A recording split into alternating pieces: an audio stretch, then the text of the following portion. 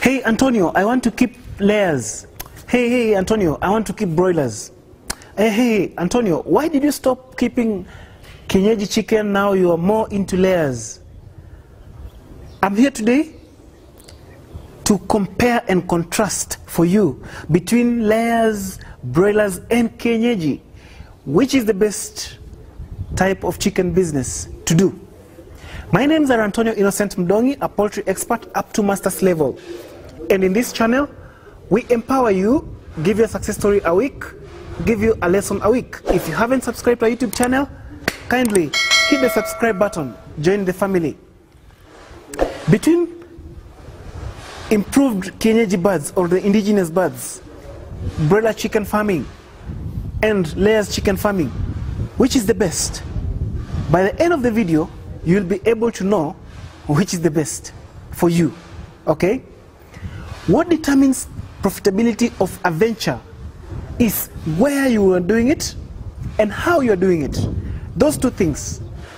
A broiler chicken farm can be so profitable compared to a layer chicken farm. And a layer chicken farm can be so profitable compared to a Kienyeji chicken farm. And the opposite is true.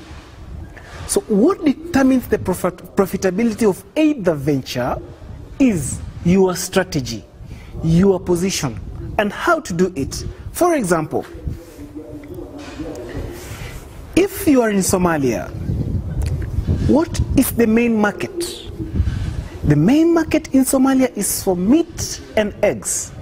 That is the broiler meat and layer chicken eggs. The market for Kienyeji chicken or indigenous chicken is very low, quote unquote, compared to Kenya. Let's come back home in Kenya or even in Uganda. There are communities that don't thrive so much in consumption of chicken meat.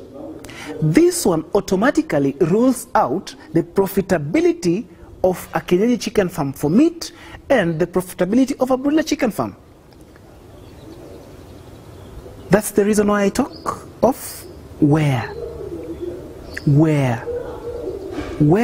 you're doing it is most important, and that's what determines your profitability.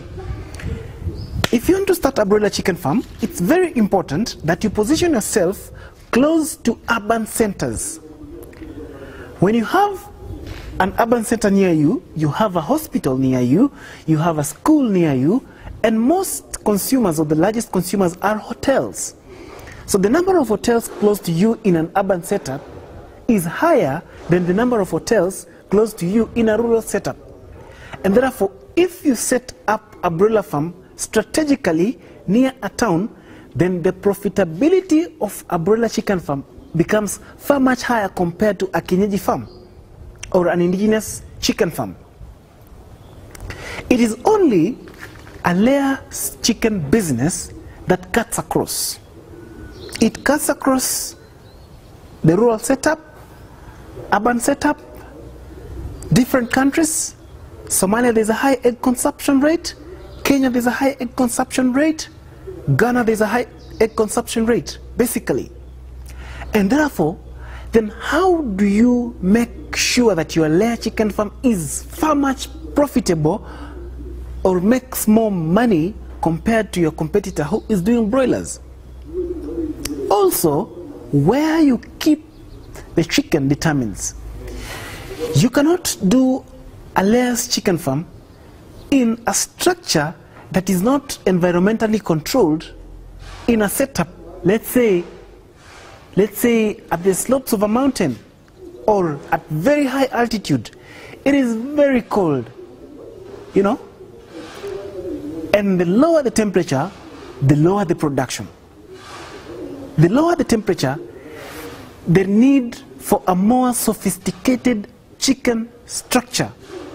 The more sophisticated the chicken structure, then the higher the cost of production. Profit equals to cost minus output. So we try to cut our costs right from feed, structures, labor, mortality, so that we can be in competition with others. So if you want to have a profitable layer chicken farm, do it in regions that are warm to hot. Warm to hot. And the best areas are the coastlines. Let's say towns with lower altitudes, it's more warmer.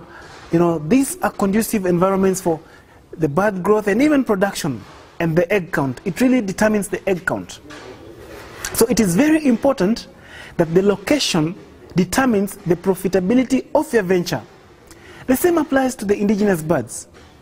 If you want to do an indigenous chicken farm, this is the only one that can thrive well in the rural setup. There is much space for it to roam around, for them to roam around. You don't so much bank on the number of eggs, and you bank on the meat. The market for indigenous chicken is quite segmented. There are those who would want birds that have been freely roaming, free range. They'll fetch much money compared to others who will just buy chicken that have been in an enclosed environment, or rather depleter. So for improved chickens or improved indigenous chicken, those ones you can rear them anywhere without putting much emphasis on profitability. Someone asked me about the cost of production. Compare the cost of production between a layer chicken and a broiler chicken. The cost of production in terms of structure and in terms of equipment and labor for a layer chicken farmer who is practicing layer chicken farming on deep litter is the same as the cost of production for equipment, structure, labor, opportunity cost for a broiler chicken farmer, because most of them is deep litter. It only becomes expensive or a little bit expensive for a farmer who is practicing battery cage farming. Well, battery cages are quite expensive, right from purchase, installation and maintenance, despite the fact that production or egg count for a cage system is higher than production for deep litter. So in the long run, we're comparing deep litter to mean broiler, because most of the broiler farming in Africa is done in deep litter. So in the long run, then if you compare cage layer chicken farming to broiler chicken farming, it is expensive in the early stages of a cage layer chicken farmer, but more profitable in the long run compared to a deep litter broiler chicken farmer. So when you want to choose between layer chicken farming, broiler chicken farming and indigenous chicken farming, it is very important that you consider where you're going to set up the venture. Now we talk of how. How you do it. There are very many ways of killing a rat. Despite so, you really have to use a lot of science to be sure in what you're doing. How do I make my layer chicken farming more profitable than the broiler chicken farming? If I control mortalities by using the correct feed and water as a layer chicken farmer, and my competitor also maintains mortalities by using the correct water and correct feed, correct disease management, we are all making a profit. None of us is better than the other. So you can either venture into broiler or layers if you are able to do the right routine management practices. Okay? How again do I maneuver? Making a layer chicken feed from home is easier